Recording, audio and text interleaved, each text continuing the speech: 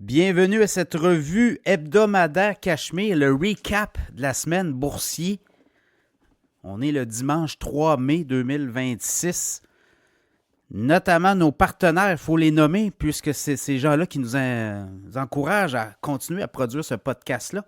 Chaque jour, en passant, le matin et l'après-midi, vous avez 2 podcasts, 2 segments. Et il faut remercier nos commanditaires, nos partenaires annonceurs. Leslie Lévesque, courtière immobilière, agence EXP, Rive-Nord, Rive-Sud de Québec. Bien, Leslie Lévesque va faire en sorte que vous allez aller chercher beaucoup plus d'argent dans vos poches, spécialisé notamment dans le home staging. Donc, ça fait en sorte que quand les gens rentrent, vous savez que tout se décide dans les 90 premières secondes quand on entre dans une maison, un condo, et on veut acheter un chalet. Ça se joue rapidement et le home staging est un élément assez clé là, dans l'équation. LeslieLévesque.ca, également Frédéric Turcotte, conseiller financier. Vous avez un portefeuille boursier qui tourne en rond. Vous voulez avoir une seconde opinion. C'est gratuit. Contactez Frédéric Turcotte, frédéricturcotte.com. Il va se faire un plaisir d'analyser votre portefeuille et de vous donner des pistes de solutions. Si vous l'aimez, bien, vous le prenez comme conseiller financier, frédéricturcotte.com. Le SEO, votre site web. On dit votre site web ne vous apporte aucun client, mais c'est pas juste ça. Vous sortez de nulle part. Et là, maintenant, que les moteurs de recherche intelligents, là, comme ChatGPT, après ça, il y a quoi? Il y a Claude Anthropic, il y a Gemini de Google. Vous devez sortir. Et là, il y a des trucs pour ça. Le SEO a comme changé, même il est loin d'être mort, le SEO. Là. On appelle ça le GEO aussi. Donc, c'est beaucoup d'engins de recherche et des moteurs intelligents. Vous devez être là. Ben, ProStar SEO, partenaire de Cachemire, va faire en sorte, vous communiquez avec eux, ils vont analyser votre site, ils vont vous donner une cote, puis si vous voulez aller avec eux, ben, les autres vont faire en sorte que vous allez ressortir dans les premières pages là, lorsque les clients vous recherchent et surtout les moteurs de recherche vont vous référer. Également, InfoBref en moins de 5 minutes par jour. Vous êtes informé. Et infobref.com, le lien pour s'abonner, c'est dans la description du podcast. Voilà, on peut partir. Bon, quand même une semaine encore dans le vert aujourd'hui. C'est la dernière semaine, puis le mois est exceptionnel là, pour les investisseurs. Le TSX a quand même été positif sur la semaine, puis pour le mois, on est 2 %, puis depuis le début de l'année, le TSX est à 6,3 %. Et là, je regarde le Dow Jones sur la semaine positif. Sur le mois, c'est 6 % de hausse. Depuis le début de l'année, le Dow Jones a juste 2 %. Donc, le dernier mois était très, très fou. S&P 500, 1 % de hausse cette semaine. Sur le mois, c'est 10 %. C'est quoi, là? C'est 5,4 % sur l'année. Puis le Nasdaq, le dernier mois, c'est 15 % de hausse. La dernière semaine, c'est 1,3 %. Puis le début de l'année, on est à 8 %. Là. Donc, quand même, tout ce qui est techno, là, on est revenu dans les bonnes grâces. Le Max 7, on a eu beaucoup de résultats financiers cette semaine. C'est ça qui a fait que ça a comme viré de bord aussi. L'or, quand même une semaine un petit peu négative. Là, on était à quoi? 4700. Puis là, on a fini à 4613 $ l'once d'or. Évidemment, l'once d'or, tributaire de plusieurs choses, notamment les taux obligataires. Les gens vont parquer leur argent dans les taux obligataires, n'achètent pas de l'or. Mais il y a le pétrole aussi qui joue dans l'équation. Silver monte de 1,59 $, déconnecté avec l'or cette semaine, le silver, l'once d'argent. Donc, on a gagné 1,59 $ sur, ben, ça c'est surtout vendredi, mais on est parti là, à 76 $ l'once d'argent, puis on a fini à 75,22 $. Une légère baisse, mais vendredi, là, ça a monté.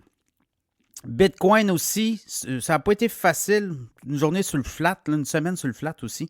78 753. Depuis le dernier mois, par exemple, c'est une hausse de 18 %. Là. Au début du mois, on était à quoi? 66 597. On est rendu à 78 753. Donc, ça a été un mois très payant pour le Bitcoin. Ethereum, même chose. 2056. On est à 2328 pour l'Ethereum. Le FOMO, hein, on a peur de manquer quelque chose. Donc, voilà, c'est quand même une semaine où les banques centrales sont venues rappeler à l'ordre tout le monde. Là, c'est le pétrole aussi, le détroit d'Ormuz qui devait rouvrir, qui n'est pas ouvert. Les Américains sont en train de shipper des parts de marché à d'autres producteurs. Vous avez les Émirats arabes unis qui ont décidé de sortir de l'OPEP. Pourquoi? Parce qu'ils vont produire, eux, sans quota. Donc, on va inonder le marché. Ça va venir compenser Je pense qu'il devait sortir du détroit d'Ormuz éventuellement. On parle de quoi? 10 à 11 millions de barils de pétrole qui pourraient peut-être pas transiter par Ormuz, mais qui pourraient partir et aller ailleurs. Tu es en train de jouer avec les routes. Tu es en train de changer les routes du pétrole tranquillement. Il y a ça aussi là, qui est dans l'équation. Les Américains disent qu'il y a 200 pétroliers qui viennent maintenant s'approvisionner dans le Golfe Mexique, Golfe de l'Amérique, appelez-le comme vous voulez, et qui viennent chercher du pétrole en Amérique, qui ne venaient pas le faire par avant. Il y a des gagnants là-dedans aussi. Là. Donc, on est en train de changer des routes du pétrole et il y a le bras de fer avec l'Iran. Donc, ça négocie pas. Et les Émirats arabes unis qui sortent de l'OPEP, ben ça, c'est le signal qu'ils vont commencer à introduire beaucoup plus de pétrole sur le marché. Donc, ça pourrait faire baisser les prix. Le pétrole, on l'a vu cette semaine. Hein, on est à quoi, là? On est monté à 110 à peu près. Puis là, on est redescendu autour de quoi, là? 103, 104, 101. Là, je regarde, on est à 101. 101, quasiment 102 US, le WTI. Le Brent est à 108. Ça a baissé beaucoup vendredi, là. Quasiment 3 plus de 3 le WTI. Mais chose certaine, on va voir cette semaine prochaine, si l'effet Émirats arabes unis fait baisser encore le cours du pétrole sous les 100 $, bien là, on aura peut-être une solution à plus long terme. On va peut-être comprendre les équations. Trump s'en va en Chine aussi à la mi-mai, donc ça va être aussi un indicateur. Vous voyez, on avait commencé la semaine à... Je regarde là rapidement, on était à quoi? À 96, 97, 96. On est allé chercher les 110 $ cette semaine. Puis là, on est redescendu à 101. Donc, cette semaine, ça pourrait être intéressant de voir si le pétrole baisse ou monte. Si ça passe sous les 100 $ US WTI, ben, ça va être peut-être des signaux que le pétrole va se calmer éventuellement. Sinon, s'il repart vers le haut, ben, ça peut être d'autres signaux aussi, là, l'inflation, tout ça. Donc, voyez-vous, les banques centrales sont intervenues cette semaine pour dire ben, on ne bouge pas, on ne fera rien. En tout cas, on est dans statu quo, c'est l'inflation qui inquiète beaucoup, ce qui s'en vient. Donc, on va le voir aussi. Et là, les résultats financiers, pas à peu près, là. Quand vous regardez tout ce qui est résultats financiers, cette semaine, on a eu des bons. Et là, je regarde la semaine prochaine, il y a encore beaucoup de résultats financiers à venir. Là. Et je vois Verizon, ça c'est la semaine dernière. Ceux-là de cette semaine qui s'en viennent, j'ai les ai ici. Norwegian, Palantir cette semaine, lundi. On va avoir AMD. On va en avoir pas mal, là. AMD, PayPal, Shopify, mardi, Pfizer, Arista, Super Microcomputer, AMC, Walt Disney, mercredi, UT8, Kraft Heinz, Uber. Tout ça cette semaine encore. McDo, Affirme, Irène, Wendy's. Alors, il y en a plein.